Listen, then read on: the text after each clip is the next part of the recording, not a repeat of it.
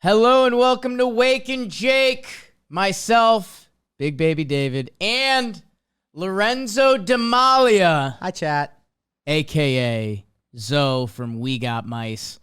Lorenzo, how are you? I'm good, Jakey. Thanks for having me. I'm excited. We both of our significant others just got caught up in a big cricket match as Jimmy and Jack are playing. What is it? Cricket, the show, 22? It looked kind of fun, I'm not going to lie. It looked fun there. It does look like a good game. It looked like a quality game. Yeah. People If play you that knew what game. you're doing, you'd have a great time. You know, Jimmy will be deep in the dynasty mode soon. Zoe, I want to talk some baseball with you. We are recording Tuesday afternoon, so we did Monday morning, so not a lot has changed in the baseball landscape as a whole. But I wanted to talk some Sox, kid, with you. That's my specialty. You are a big Sox fan, correct? Die hard, yes. I like to start out wide, and then we'll zoom in, Lorenzo. All right. The Boston Red Sox, you've probably heard us talk about them a little bit on Talking Baseball this year. I did. I guess we'll start there. What have you heard us say about the Red Sox that you would correct us on if you were in the chair in between us on Talking Baseball? You guys have kind of been all over it. The lineup, I think, is going to surprise everybody this year. I think everyone's going to be shocked with how many actual hitters they have. Yes. It also helps that you play 81 games at Fenway, so they're Yes. going to score a lot. I did have what you would call a shower thought the other day. Yes. This team's supposed to have Trevor Story in the lineup, too. Yeah. And he's hurt. It's like, oh, if he was healthy and playing 162 with everybody else in the team, people would be like, this lineup's really good. They can hit. So I think they're going to be more competitive than people think. I don't know if they're going to have a lot of wins. I have them slightly over 500, but I think every game they play is going to be annoying if you play against them, which I like. And it has been. Yeah. So far this year. I mean, the offense is no joke. I have been a Verdugo stan from the start, even when he had a tough first half last year. We did a Wake and Jake episode where I said if there was someone I would buy on the second half, it was Doogie, and he put together a nice second half. Because guess what? He can hit. Yes. Rafael Devers, we already know. Turner was under the radar, and he's 38 now. But, Zoe, one of your first comments after this weekend of baseball was... I love Justin Turner. He's pretty His awesome, at-bats huh? are so fun. Yeah. Verdugo, it's kind of like a changing of Red Sox culture because Bogarts is gone, Yeah. Mookie's gone, JD's gone. So everyone's kind of looking at Rafi or Rafael Devers to be the leader, but he's still pretty young. And Verdugo is just shining personality this year because there's not, when they do star focus, it was always Bogarts. It was always somebody else. Now they're oh, let Verdugo just have a good personality. Let's mic him up. Let's show him. So it's been fun. And he hits. So it's oh, I feel like a lot of Red Sox fans are actually liking him as a player instead of just the Mookie Betts trade piece. Yeah, and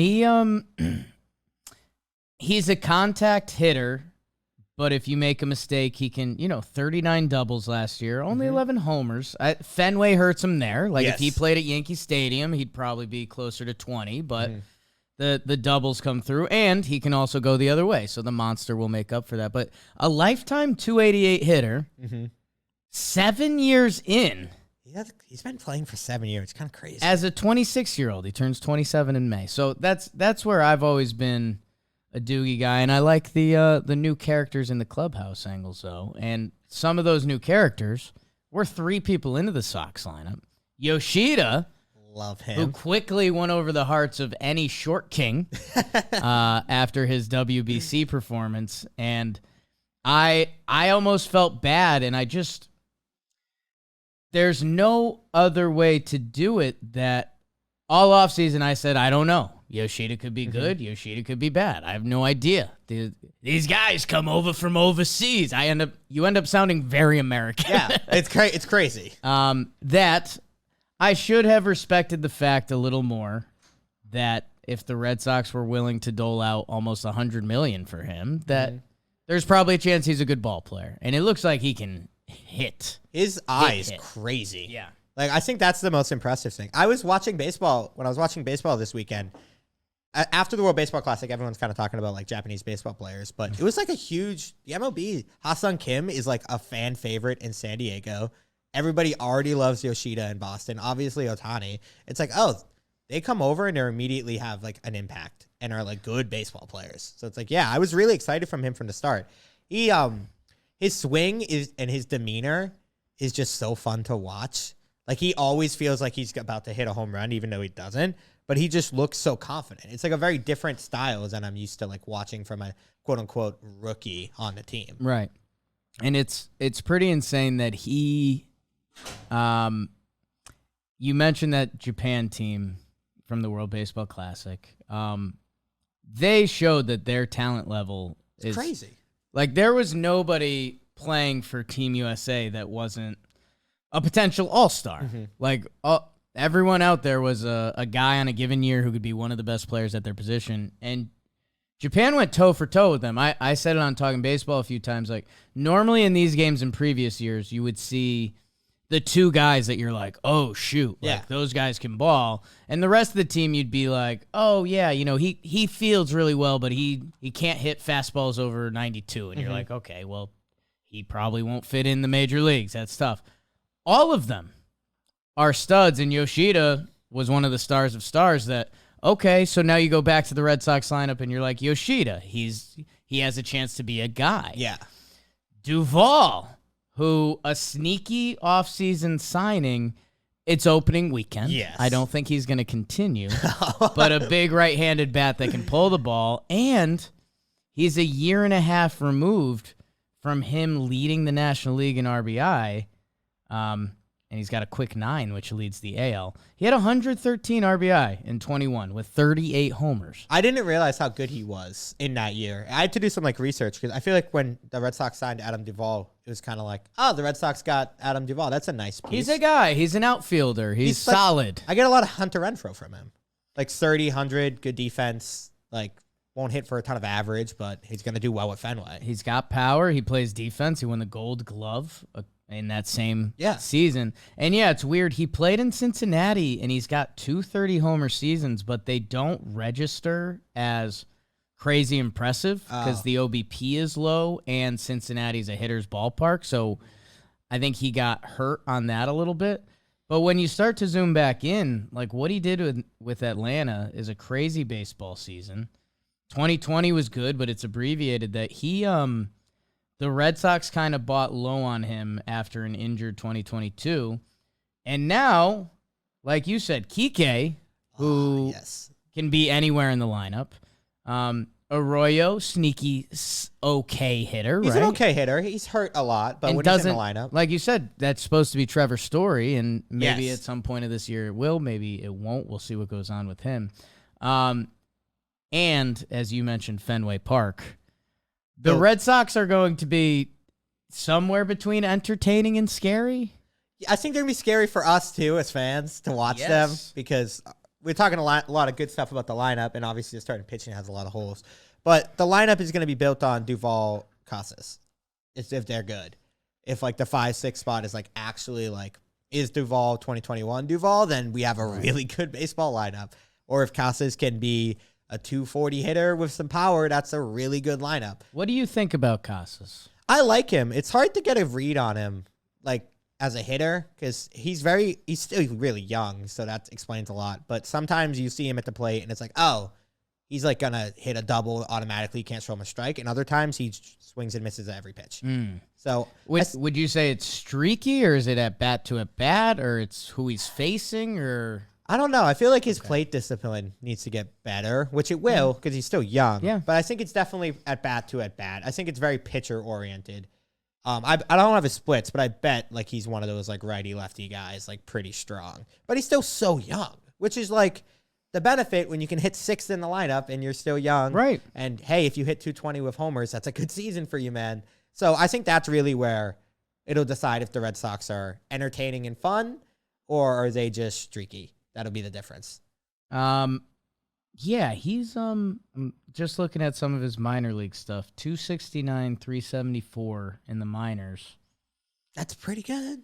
That's very good. I like that. Yeah, I mean, he's played 31 major league games, but He's a kid. The batting, the on base percentage is there. The batting average has not been, which that actually bodes well for him. Yeah, I think he's going to be good. Like, I think it's just going to be a matter of time, and also, like you said, reps. Like, that's what I'm really excited, and I think every Red Sox fan should be excited this year. Is like, yes, we lost Bogarts. It stinks. We've lost all these good players, but you're going to get a full season of Casas running it. You're going to get, everyone wants to talk about Brian Bayow, and I love him. You're going to get a full year of him running it.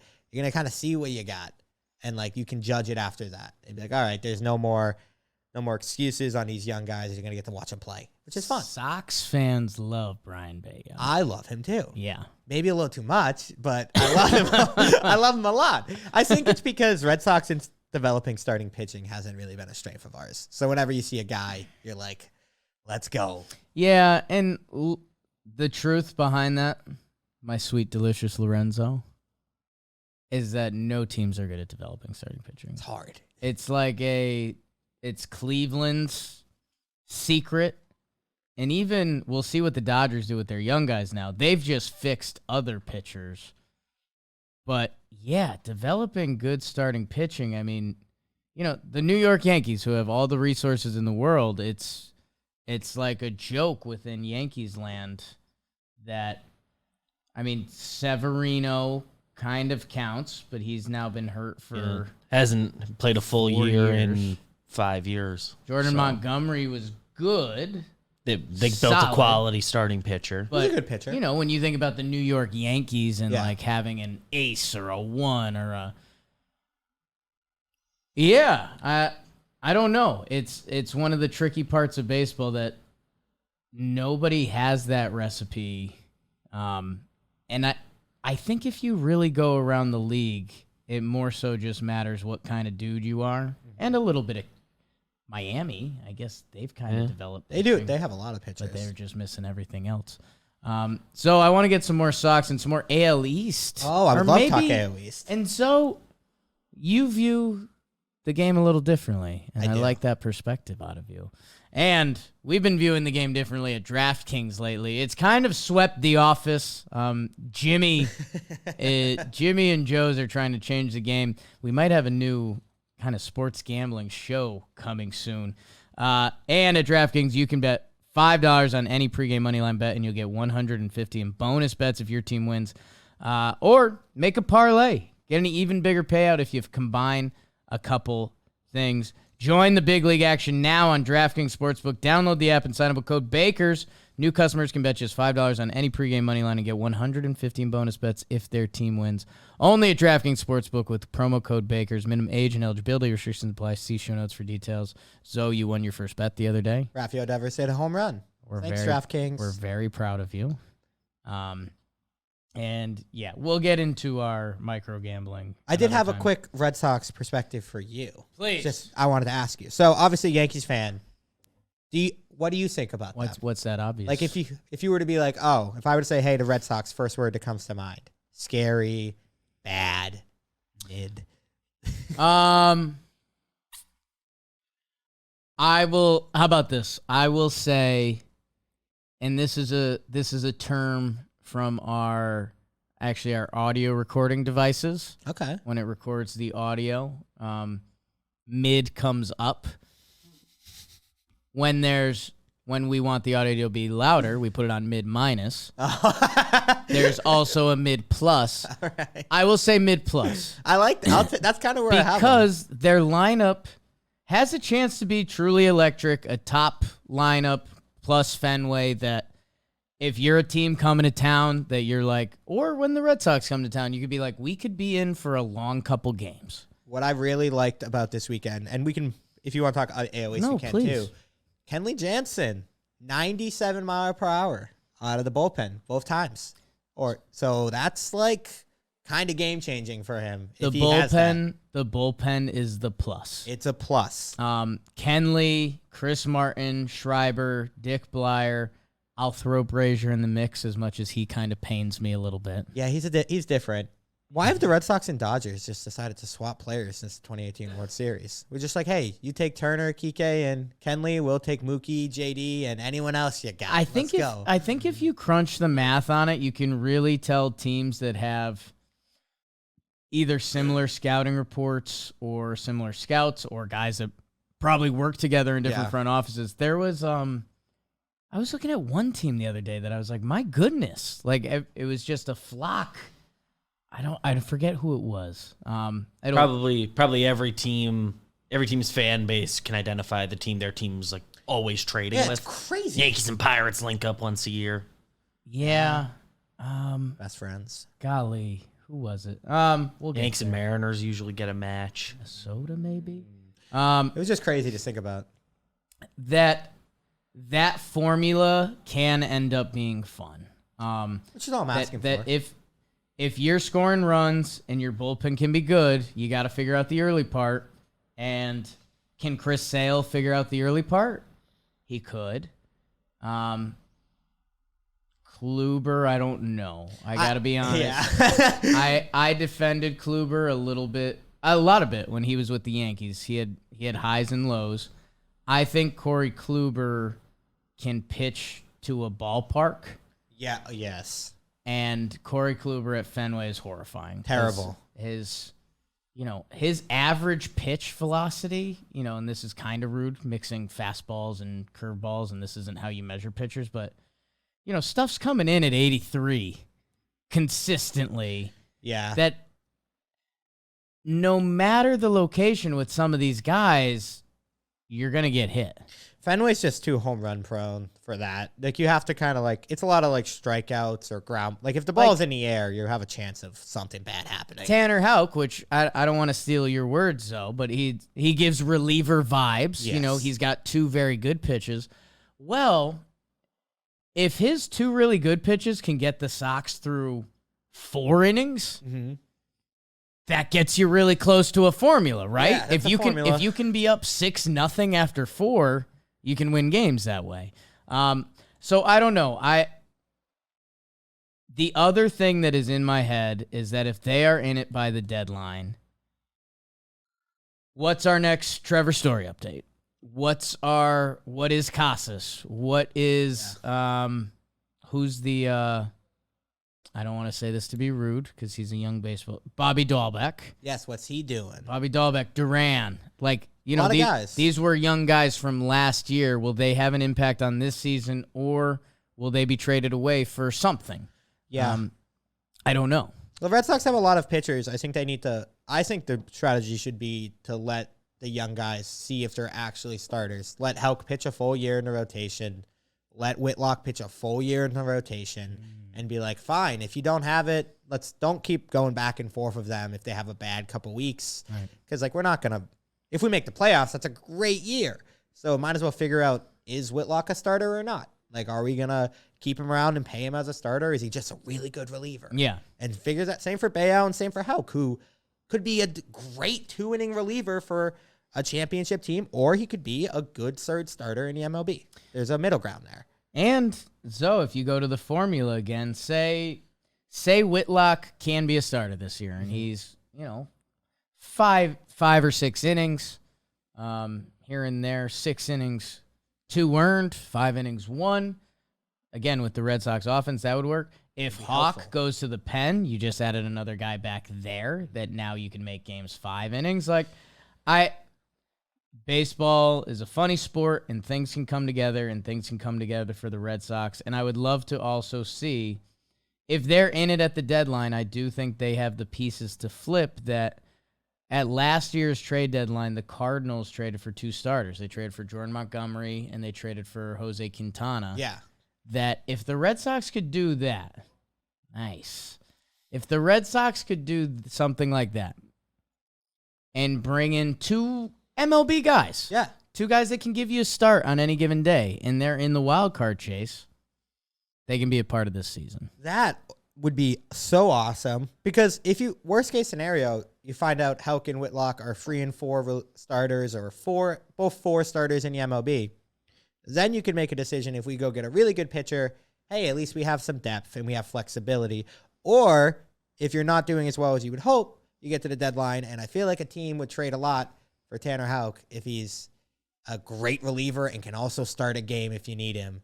That feels like a good move as well, to have that flexibility, buy and sell. So just give him some leash. Have some fun. Can I ask you a question, Tom? Sure. The AL East. Yes. Pretty good. It's a really good. That's the scary part. It's good. What two teams in the AL East do you think the Red Sox could finish ahead of this year? Oh, that's a good question. I think the Orioles would be the layup. They're young. Let's see it. The Rays, the Yankees, and the Blue Jays. That's where it gets tough. The Orioles, I think, have to be, just for the sake of the conversation. And I think they're kind of the same team, the Red Sox and the Orioles. They both have like pretty good lineups. A little bit. I mean, those games, they're pretty close. That opening weekend was a crazy opening weekend. I like the Red Sox bullpen a little better, but like that's just cutting hairs. I think the Rays, but they're like also good every year. But I think that they're the only team that I would even be comfortable saying that with, because maybe it's because I don't know enough about the Rays players. But I just feel like that's a better chance that the Rays could win 86 games than either the Yankees or Blue Jays winning less than 90 games this year. That feels like it's not going to happen. The Rays are mental warfare. They're crazy. In the middle of their lineup, and he just had a good game, is now Luke Raley, who was traded from the Dodgers for Tanner Dodson, who I'm not familiar with. Classic trade. Luke Raley, he's 28 years old. He had 33 games with the Dodgers. He hit 182 with a 538 OPS. He's played 4 games with the Rays, and he's killing it in the middle of their lineup. What they get out of players is really impressive in their program. That's the scary part for me, Zoe. Yeah. I really believe in the Rays. Their pitching is really good, always. And they got hurt last year. Wander Franco was out a lot, and Brandon Lau was out a lot. So even before you get to the second half of that lineup, that's Luke Raley, Isaac Paredes, MLB The Show, and Team Mexico fame. Legend. Should we grind after We might this? have to play MLB The Show. That I don't know, man, because Toronto has talent all over the place, and the Yankees are the Yankees. Whether for you that lands at a 90-win team or a 100-win team, that's kind of what they do. Yeah. We're spoiled with that. That if you're Boston, and that's where you start getting into the high end of this season, you need to be better than the Orioles, which they weren't last year, and the Orioles still have a lot of young talent. And then you don't have to necessarily catch one of the other teams, but you have to be close enough to them to make what would be the second to last wild card, right? I feel like 85 is the minimum. If 85, 87 is like, if you want to have a conversation, like that's kind of where you need to play at a pace of. And you're relying on, you need the AL Central to be like bad. Yeah. You need the West, like.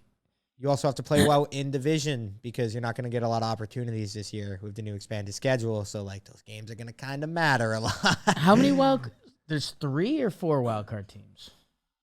3. So you so the worst division winner still has to play in the wild card. What was the record of the worst wild card team last year? Let's see. It might have been the Phillies. I think they had 87. Yeah, you got to get to 85, I feel like, is bare minimum. Phillies had 87. Yeah. So you got to be an over 500 team, and that's like when you have that conversation about the Red Sox. It's like, can they be an over 500 team for the entire year? Can they avoid that really bad month? And that's where it gets scary, and that's where I don't know. Rays at 86, I think. But I think they're the believe in worst my that made it. boys. My boys. I believe in them. You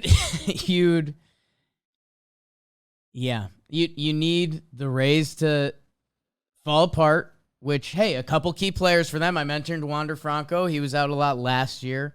I guess you'd need the Blue Jays to have like an internal blow up Yeah. Which, by the way, isn't like off the table with like Not. a bad month and a half. You know, I'm higher on the Blue Jays than I would say most people. I like that team. Okay. So I'm hoping they don't for baseball because that would kind of stink. There's a chance for a fun summer in Fenway, and part of me is rooting for that. That's all. I think that's just have fun. Let's just make it so in June we're not like, all right, we're not this series against the Orioles doesn't matter. Just make it matter, and then let's get to the trade deadline and let's have conversations about are we going to trade for whoever the pitcher of the year is. Is Shohei a Red Sox? Oh, boy. Yeah, no. Just make it interesting. Make people buy Yoshida jerseys. That is the first time I've heard that sentence. Dude, I heard someone say it to me the other day, and I was like, no. So, I hate to put you on the spot. Oh, hit me. Who is your first love? No. Dustin Pedroia. Good answer. So, like I said, and you just mentioned you really like the Blue Jays. I guess, what is something around baseball? I like that you ask questions, so. I like talking baseball. What is something that you're listening to Talking Baseball or looking around the league that you're saying, why aren't they thinking this? Or why isn't this team getting more love? Or I realize that's such an open question. No, I get the general premise of it. See, I was gonna say the White Sox, but you guys kind of touched on them. We hit that last episode a little bit. I was gonna say they were kind of my like, why aren't we talking about them a little bit more?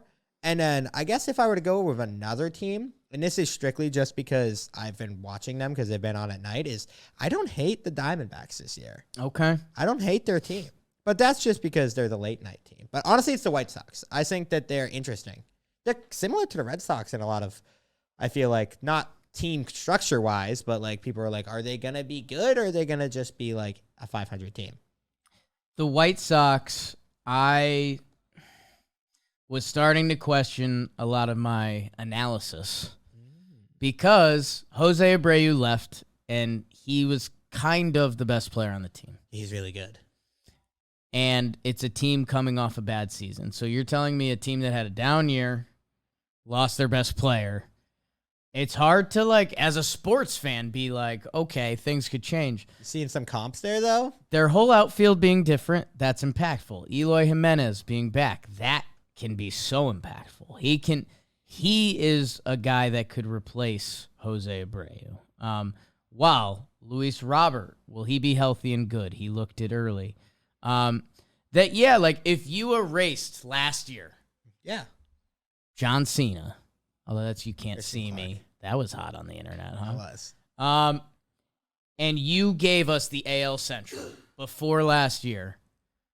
I think the White Sox would be the division favorites. Yeah. That's unfair because you're erasing Cleveland's like really good year with young players who we now know and appreciate. So I guess if you still knew that, the White Sox in Cleveland would be a conversation probably above the Twins. I don't know. The Twins kind of got better too. See, yeah, I view the White Sox and but that's why I said their comp is because I was just thinking about as like a common baseball fan who would listen to Talking Baseball or see it. The Red Sox lost Bogarts and everyone was like, ah, man. Right. Which, agreed. Sucks. Trust me. My favorite player ever. And then the White Sox lost. Yeah, he's all time. Wow. Love him. White Sox lost Abreu and everyone was like, oh, they're going backward. But sometimes it's like after a bad season, a little voice change, you lose your best player, you find a new identity mid-season, you can become that fun team and kind of figure it out as you go.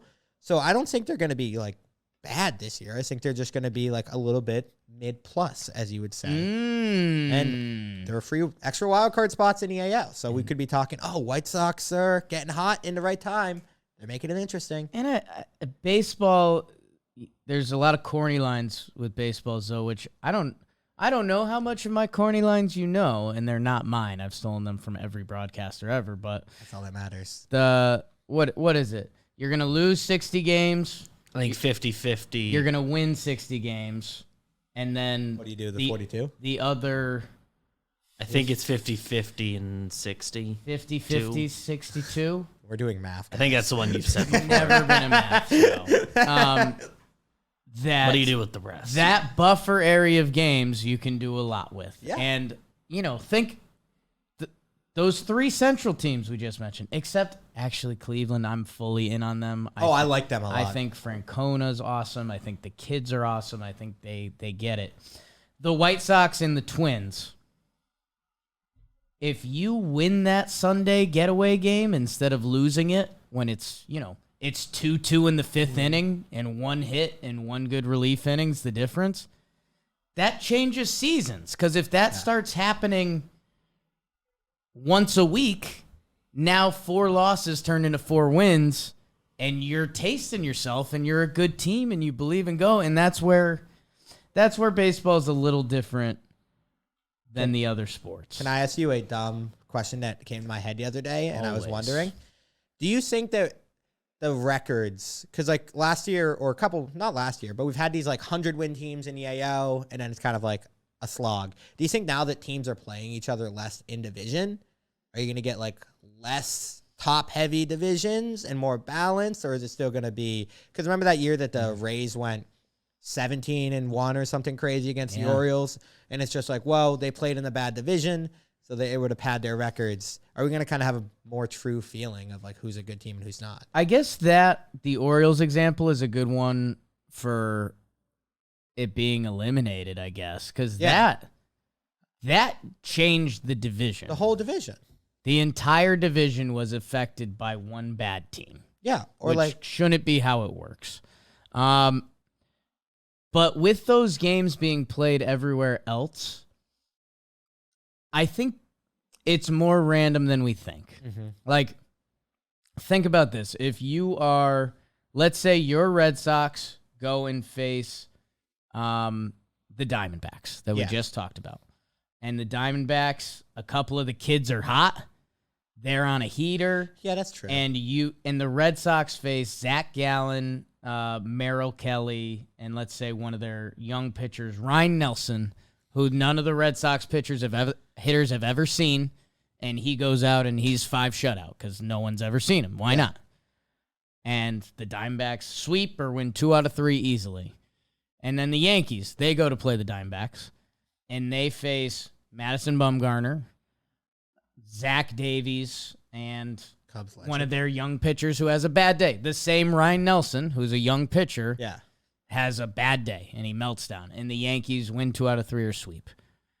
I just think that part of baseball is so random. Yeah. And one injury can change everything.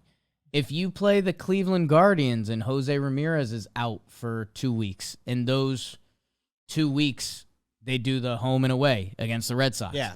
You faced a totally different team. That's true, yeah. That I don't know if people are measuring that or if it's a good way to, but I just think it's more trying to control that. You would end up getting more lost than the actual luck of baseball that goes into it. Yeah, I was thinking about it the other day because that Orioles thing, I saw a tweet and it was like, remember when the Rays did this to the Orioles? And then there was also like when the Pirates were wretched. And still, they're not great now, but when they were like having their 40-win seasons and they were like, oh, everyone's just statting their wins against these bad teams in the division, but now everyone has to play each other. So are we going to get less 100-win teams? And I was like, oh, that's kind of an interesting thought process. So let's get you on the Pirates bandwagon now. Because I think they're going to be fun soon. I'm a Royals fan this year. Okay. I've been a Royals fan for a couple years now. Melendez and Pasquantino, or yeah, what? I just like picking teams who, like, when they hit their bottom, it's like, all right, now I'm going to start liking them. So when they're good again, that's how you effectively bandwagon. I call it ethical clout chasing. I did ethical clout chasing. I clicked on the Royals to find that Jackie Bradley Jr. is patrolling. Blue Jays legend. I did not have that. How about it? 33-year-old for Jackie Bradley.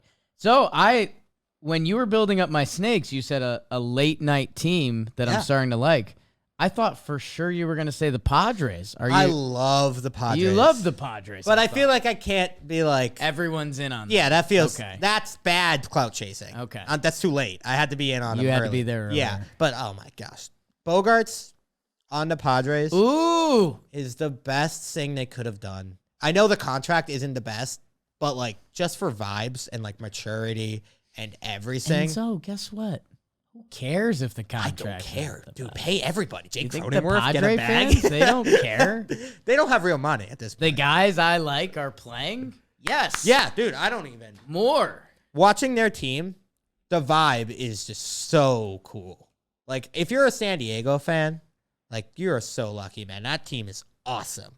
Just watching that, like, Ha-Seong Kim is a treat to watch, and he's their, like, 8-hole hitter, and he's just a defensive guy who's a whole. Last night, or when the Padres walked off the Diamondbacks, and he hit the walk-off home run, he came up to the plate, the whole stadium, it's the middle of April, was just chanting his name, and I was like, this is awesome. It's like, they're so into it. I was so happy to watch them. He's interesting. He's fun. He had a very solid year last year for a 26-year-old player in his second year of action. Defense first. Yes. Enough with the bat that it's really interesting. If he ticks up a little bit, he is like a very valuable baseball player. On that team with Machado. Right. And, like, that's so big. As long as you're not a zero in the lineup, which he very much is not. That's huge. That's the difference, especially with no shift. Like, that's so, or like less shift because people are still doing weird stuff. But that's still so big to have that. I am now looking at South Korean baseball players because that's where Ha-Seong Kim is from. I'm so into them. Ji-hwan Bae, who is on the Pirates. Not familiar. We might be getting you a jersey. Oh, I might need it. I think a Ha-Seong Kim jersey is kind of sick. Like, That's sneaky sick. That's awesome. And Padres are going to be everybody's favorite. Like, Mariners or Padres, I'm deciding which one's going to be. Because I would also like to root for the Mariners. Sure. But they're going to be my late night teams. And every time, I'm just like, which one of these teams am I going to click on and be obsessed with? Yeah. And it's been the Padres lately. Are you still playing the violin? I don't do that. What were some of the other Zoe stereotypes for a little bit? It was your cat guy. Which feels a little too close to home. That feels accurate. You play the violin. Plays a violin. Jack likes to say that I look like everything that I don't. Like, an example. He's a big fan of making jokes like that. It's just like, you see this piece of gum on the floor? Kind of looks like Zoe. I'm like, no. I'm like, no, it doesn't. I don't want to be that. I did have a quick question for you. Yes. I don't want to hold you too long, even though it's your show. Please. If you I'm were holding you. right now, baseball fan, Yes. and you were in your jersey buying days, because I'm assuming you don't buy that many jerseys anymore. Non-Yankees, one player, buy a jersey right now. Non-Yankee, one player. That's a good question. I think about this a lot because I like buying jerseys. So this is really unfair. I'm going to go off the board first, and hopefully it brings me on the board. I like that. I really wanted to get some World Baseball Classic jerseys. Oh, like, that's just sick. Like a USA one or like the Italia ones. I like Mexico's a lot. Mexico's were sick. So, I mean, let's be honest, that's a little unfair. The layup. Because, I mean, I would, the Team USA basketball jerseys are like all time and so cool. Trey Turner, Team USA World Baseball Classic jersey. Got it. Let's see. Covered Ji-hwan Bae. You shot too early there. I love outfielders. I love third baseman. And what's a sick jersey? Like, what are the kids about these days? That's the tough question. You can't go with the star because you got to be right. It's not just about that. No, you got to get a relic. I like to say a jersey that'll age well no matter what happens to the player. It has to be an active player. Doesn't have to be. You can do whatever you want. Because I think right now it would be pretty cool to buy like a Pujols jersey. Yeah, that's a good one. Cardinals Pujols jersey, Hall of Famer, all time. Like it just became like a double throwback almost. Like he was on the Cardinals and then he came back for one last year. He was incredible when he came back. That's a very good jersey to get. Otherwise, I'm going like just something ridiculous off the board. Okay. Hey, man. Miami Jazz Chisholm, that's cool, right? An Alcantara Miami Marlins jersey, I think, is an insane one. Like, if you have that, people are like, "Oh, this guy likes baseball." Where are you at? Are you getting a jersey? Oh, well, I know you're what's the last one you you guys got? are huge jersey gangs. I am a big jersey guy now, mainly just because when we shoot videos, I like to wear baseball stuff because Sure. we're baseball fans. It's all around it. It's good, but it's hard to buy the jerseys I like. They don't always sell like the smaller players. It's always just a big player. Jonathan India is in my shopping cart. That'll be my next purchase. He's jersey. your guy. That's my guy. I have a Soto Padres jersey. Please resign. Okay.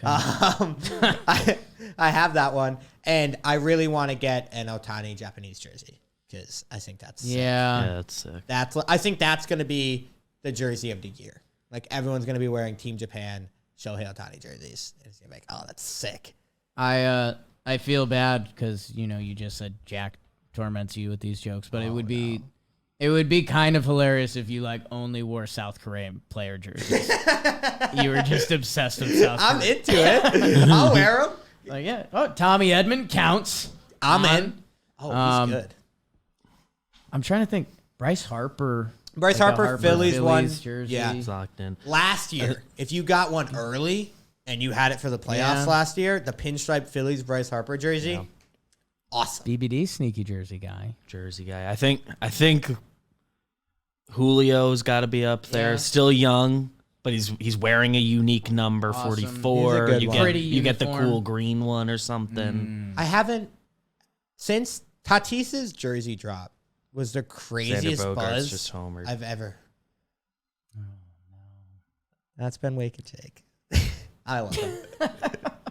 We're sorry. It's all right. He's just hitting, and that's all that matters. But yeah, buy yourself a baseball jersey. Treat yourself. Rowdy Telez jersey. Oh, Team Mexico Rowdy Telez jersey. That's pretty. That's the one. That's the Jake jersey. That's sick. And Zoe, if he ever finds his way in this office and you were wearing a Rowdy Team Mexico jersey, he might squeeze you to death. You want to know what you need? A Randy Arozarena team. Mexico. Yeah. That one's sick. That would go. People would be like, all right. That's a fashion statement. Randy, man. Dude, that's fire. So, I think this is funny because I should probably ask you this as someone who works with you. You are my boss. What's going on with We Got Ice? What's coming up? What can we get some people hyped for? Really into the YouTube grind this summer. Did I just see the biggest strike zone ever made? Yeah, we might do it with the smallest one. That's Smaller than the Smaller one? than the ones we've seen. it's pretty hard to get smaller, but we've been crafting a lot of new YouTube videos and maybe a little bit more leaning into Red Sox because Okay. we like the Red Sox. Sox kid. So maybe more of that. It was funny. You see a different side of people when they're watching their team, and you and Jack watching the Red Sox on opening day. We sneaky like That them was a fun. lot. Like Zach, Oh yeah, they are Red Sox Jack fans. Jack kind of lost his silly side for a minute. Yeah. Like when the Red Sox actually lost the game, it was he kind of had that sad fan look, which is normally not Jack's energy. There's a really funny clip of when we first started We Got Ice. It was 2021 against the Rays. We watched them on a live stream. Yeah. And you get the different side of Jack. I'll have to find it and send it to you. It's really funny. But yeah, so Red Sox and all that. So thanks for letting me come on. Sox kid, thank you, Zoe. And thanks to Wake and J Crew. Subscribe, Go Sports. Watch everything. UConn Huskies won the national title. You already knew. Go Huskies. I told you. See you guys. Love.